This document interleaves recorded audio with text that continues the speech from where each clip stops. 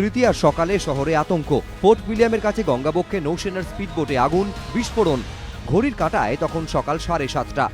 Port উইলিয়ামের পশ্চিম দিকে Prinsep ঘাটের কাছে গঙ্গায় নোঙর করা ছিল বোটটি। প্রত্যক্ষদর্শীদের দাবি, হঠাৎই বোটটিতে আগুন লেগে বিস্ফোরণ হয়।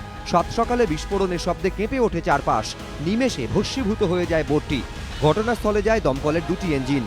সাত সকালবেলা গঙ্গার বক্ষে যেভাবে আগুন লাগার ঘটনা ঘটলো এবং যে শব্দ হলো তাতে অনেকে আতঙ্কিত হয়ে পড়ে এবং ছোটাছুটি শুরু করে দেয়। কিভাবে আগুন লাগলো গোটা বিষয়টা তদন্ত করে দেখা হবে। वो जब मेंटेनेंस कर रहे थे, जो रूटीन चेकअप करते हैं, तो उस टाइम पे इसमें फायर आग लग गया था उसमें बोट में। कॉन्ट्रैक्टर का 2 लोग हैं जो कि इंजर्ड हो गया है।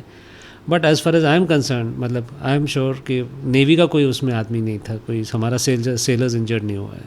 গঙ্গায় টহলদারির জন্য একটি বেসরকারি সংস্থার কাছ থেকে স্পিডবোটটি ভাড়া নিয়েছিল নৌসেনা। মঙ্গলবার সকালে রোজকার মতোই বোটে রক্ষণাবেক্ষণের কাজ করছিলেন বেসরকারি সংস্থার কর্মীরা। সেই সময়ই আগুন, বিস্ফোরণ।